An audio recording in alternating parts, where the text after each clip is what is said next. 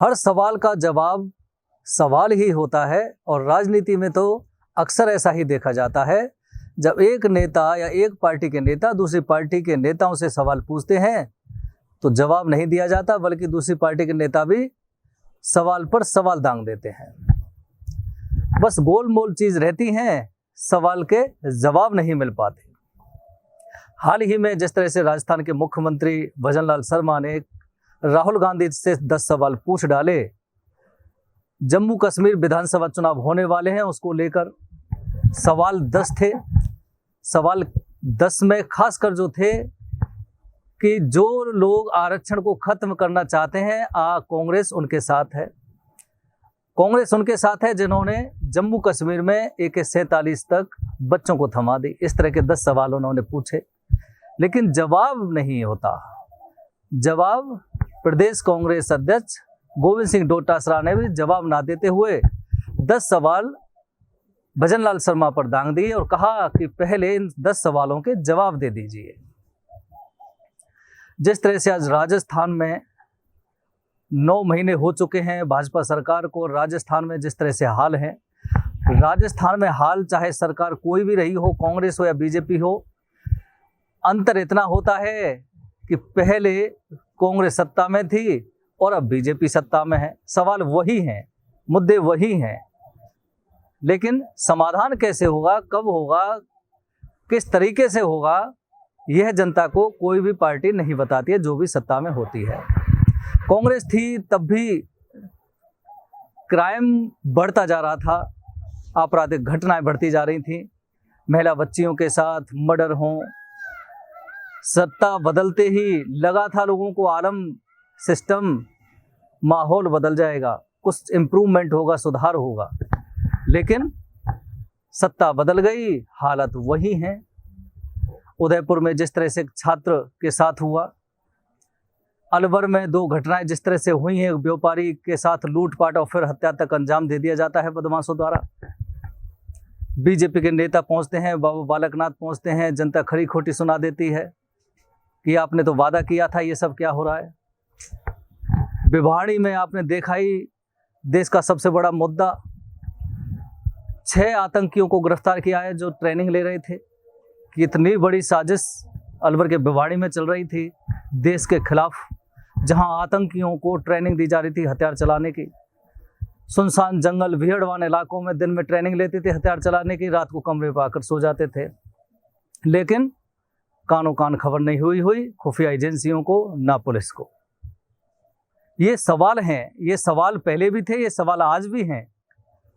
आम जनता से जुड़े जितने भी मुद्दे और सवाल हैं वह लगातार जारी हैं। सत्ता परिवर्तन चाहे हो जाता है, लेकिन उन सवालों का जवाब नहीं मिलता, और जो परिस्थितियां बनी हुई होती हैं उनमें सुधार नहीं होता।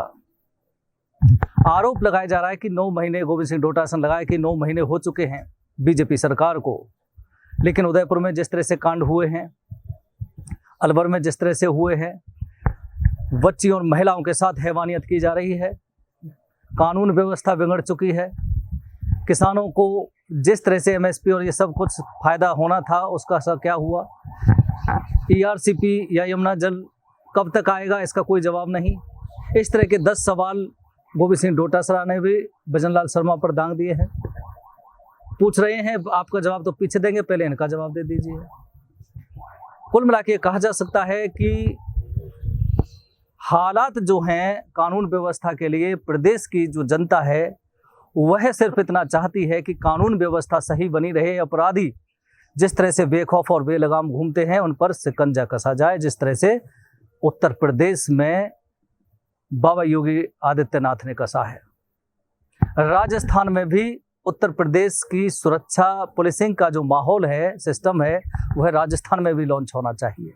आम जनता को राहत मिल सके, शरीफ लोगों को, और जो अपराधी हैं उन पर लगाम कस सके। क्योंकि राजस्थान में जिस तरह से अपराध बढ़ रहे हैं, आए दिन मर्डर बढ़ रहे हैं, माइनिंग अवैध खनन बढ़ रहे हैं, मर्डर हो रहे हैं, महिलाओं बच्चियों के साथ हैवानियत हो रही है, और खासकर एक बड़ा सवाल ये खड़ा हो जाता है कि राजस्थान जैसा एक पीसफुली एक स्थान रहा है, शांतिपूर्ण स्थान रहा है, वहाँ आतंकी आकर ट्रेनिंग लेते हैं।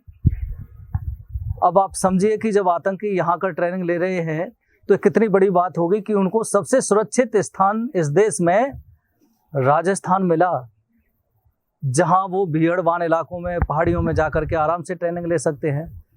लेकिन बड़ी बात यह है कि किसी को पता ही नहीं चला कब से ट्रेनिंग ले रहे थे, कैसे आके रुके, किस मकान में आके रुके। मकान मालिक जहाँ पे भी वो रुक रहे थे उनके बारे में पता क्यों नहीं लगाया गया।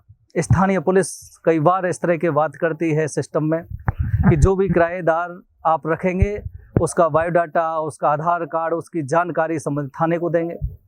लेकिन भिवाड़ी में ऐसा क्यों नहीं हो पाया? अगर ऐसा हुआ है, पुलिस को दी है जानकारी, तो फिर पुलिस और खुफिया एजेंसी इसमें आगे क्यों नहीं बढ़ पाई, उनको पता क्यों नहीं लग पाया? राजस्थान को दहलाने के लिए या फिर देश उत्तर भारत को दहलाने के लिए जिस तरह से साजिश रची जा रही थी ट्रेनिंग के जरिए, एक बड़ा सवाल है सुरक्षा व्यवस्था को लेकर, आम जनता के सुरक्षा को लेकर।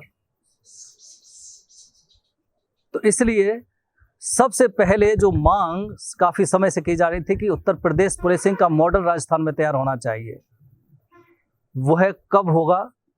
और यहाँ जिस तरह से अपराधी और टेररिस्ट आकर के ट्रेनिंग ले रहे हैं, उनका किस तरह से उन पर लगाम कसेंगे और कैसे खात्मा होगा? जो आजकल आपने देखा होगा कि आए दिन कहीं ना कहीं, आजकल नहीं काफ़ी समय से बच्चियों के साथ, महिलाओं के साथ दुष्कर्म हो रहे हैं, किडनैपिंग हो रही है, अपहरण हो रहे हैं।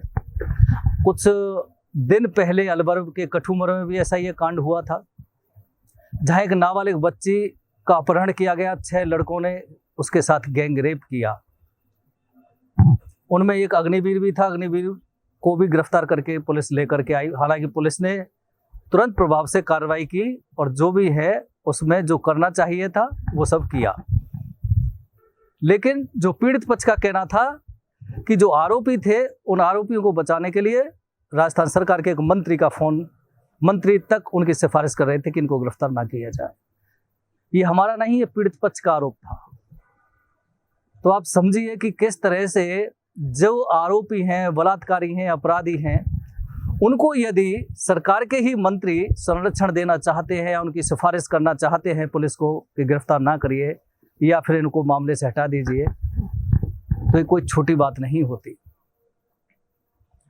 भरतपुर की अगर बात करें, गैंगवार जिस तरह से हुई और जगीने के रहने वाले दो लोगों की हत्या हुई एक दूसरे की गैंग ने बदला लेने के लिए, उसमें भी आज इतना लंबा समय हो गया, 2 वर्ष से ज़्यादा हो गई, लेकिन धीरे धीरे उसमें इन्वॉल्व जितने भी आरोपी थे उन मर्डरों में, उस गैंग वॉर में, उन सभी को पुलिस 2 साल बाद भी अब धीरे धीरे गिरफ्तार कर रही है। कभी 1 को कर लिया, कभी 5 को कर लिया, कभी 13 को कर लिया। जैसे जैसे पुलिस की जांच चलती जा रही है, लोग सामने आते जा रहे हैं, अपराधी, पुलिस का शिकंजा उन पर कसता जा रहा है, पुलिस उनको पकड़ के ला रही है। जहाँ तक पानी की बात है, पानी की बात, हालांकि इन दिनों भारी बरसात के चलते राजस्थान में पानी भरपूर मात्रा में आ चुका है, बांध फुल हो गए हैं, लेकिन कुछ बरसात के मौसम जाने के बाद जरूरी नहीं होता राजस्थान में हर बार बरसात होती हो। लेकिन ईआरसीपी और यमुना जल का आगमन कब होगा, कैसे होगा, एमओयू हो गया, उस पर भी सरकार को स्पष्टीकरण देना चाहिए कि कब तक पानी होगा या फिर ये ईआरसीपी प्रोजेक्ट कब तक पूरा हो जाएगा, जिस तरह से विपक्ष सवाल उठा रहा है। जहां तक बेरोजगारी की बात है, बेरोजगारी भत्ता देने की बात है, जो सवाल उठाया जा रहा है कांग्रेस द्वारा, बेरोजगारों को नौकरियां कब तक, किस डिपार्टमेंट में, किस तारीख को निकलेंगे, ये भी एक कैलेंडर तैयार होना चाहिए। जैसे यूपीएससी का कैलेंडर तैयार होता है, रिक्रूटमेंट तब निकलेगा, नोटिफिकेशन तब निकलेगा, फिजिकल तब होगा, रिटन तब होगा और एसएसबी तब होगा।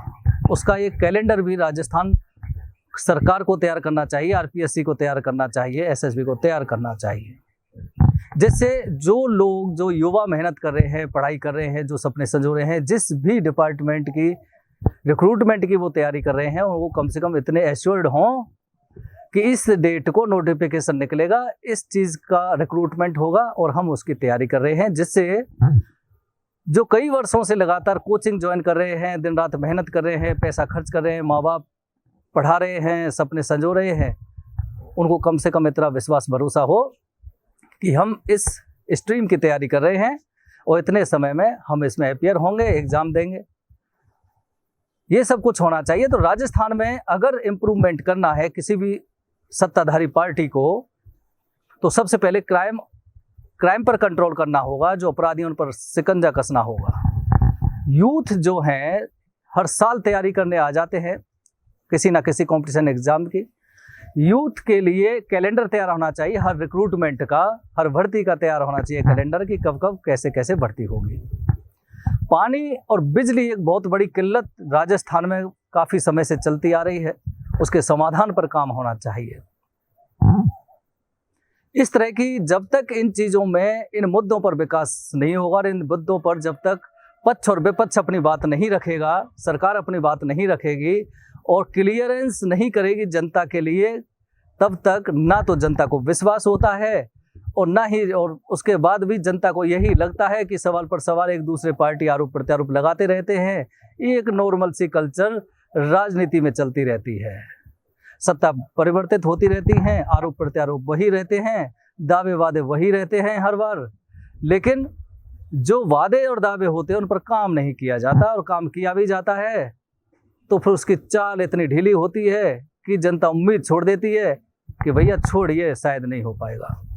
इन सभी मुद्दों को लेकर आज जिस तरह से हम बात कर रहे हैं, हमारा सिर्फ यही कहना है कि सत्ता बदलती रहती है, पार्टियों की सत्ता बदलती रहती है, खासकर राजस्थान में तो ये कल्चर है, एक बार बीजेपी एक बार कांग्रेस, लेकिन सवाल वही रहते हैं और सवालों के जवाब राजनीति में कभी नहीं दिए जाते। सवाल राजनीति में सिर्फ सवालों के सवाल किए जाते हैं, लेकिन जवाब भी शायद जनता के प्रति अगर आपको विश्वास पैदा करना है तो देने होंगे।